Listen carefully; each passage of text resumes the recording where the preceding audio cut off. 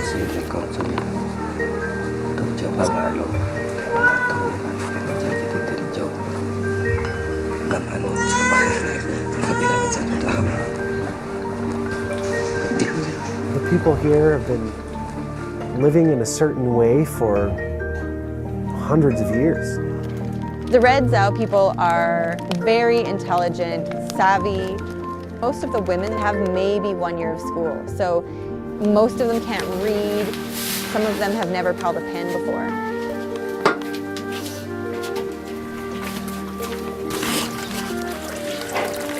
Ta Phin is made up mostly of Red Zhao people and some Black Hmong. And outside of the village center are these small communes or dois.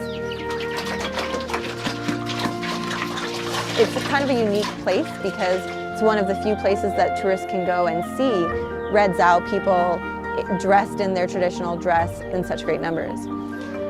The Red Zhao traditionally wear a red scarf. The younger girls are wearing like a small, almost like a bandana, red bandana, and the women are wearing this large, almost pillow-like hat on their head. Ta Phin is probably 80% Red Zhao. Ta Phin has very beautiful scenery, good weather, farming and everything. But the tourists come here not only for the landscapes, but also for their culture, their traditional culture. We had to take the black one first, then we had to take yellow. After we had to take white color, then we had to take final for working, making my clothes.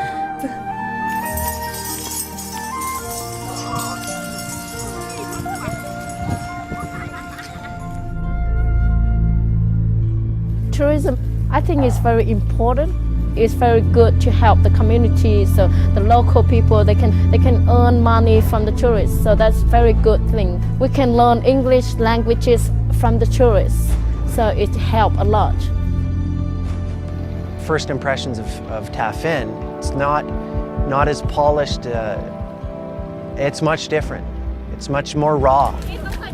Our van was like bombarded the minute we came down the road, and it was intimidating. It takes your breath away because there's just so many people, and the chatter starts. Where are you from, and how old are you? And Canada. What's your name? Do you have brothers and sisters? How long are you here for? The tourists feel uncomfortable, and then the tourists come less than less. there is definitely an issue with street sellers in Ta Phin. In some cases, there could be, on a good day, probably 100 to 150 street sellers following tourists as they walk around the village. The street sellers follow the tourists. They're so friendly people, so they just want to communicate with the tourists, and then they try to sell to the tourists. So that's why the tourists feel uncomfortable. 5 years ago, there are a lot of tourists in Ta Phin, much more than now at the moment. But we have to understand that that is the only way that they can earn money from the tourists. Because at the moment, we don't have any place for the local people.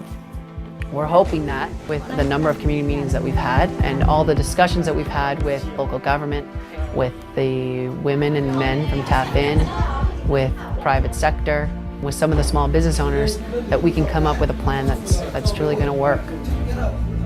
To have everyone together like that, making decisions, in consultation and participation is really excellent.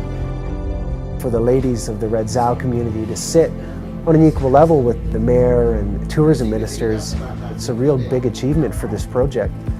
And in the end, Mr. Hing, the vice chairman of the Sapa region, basically said, okay, I'm going to have my secretary write up the documents tonight. We're going to move forward.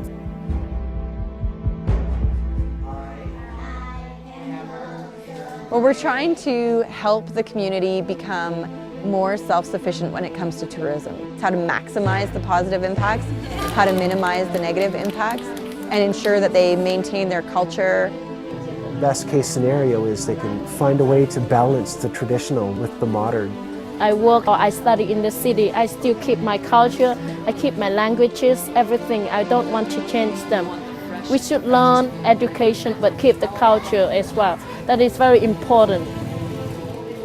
Some breakthroughs happen in that village. Over the past couple of days, we're making some signs, you know, all on their own with English. These women 6 years ago, they wouldn't even hold a pen because they were too shy. You can see the women now doing some collective marketing. I feel that very good. I always asking, say I really like to have a market like that. The overall goal of the project is to improve quality of life. It's hard work, embroidering. Không có like điện that. thoại đâu. Mình nghèo quá, không có điện thoại. She said that you cannot embroider, No. but you can write. But they can embroider, but they cannot write. They cannot write, yes.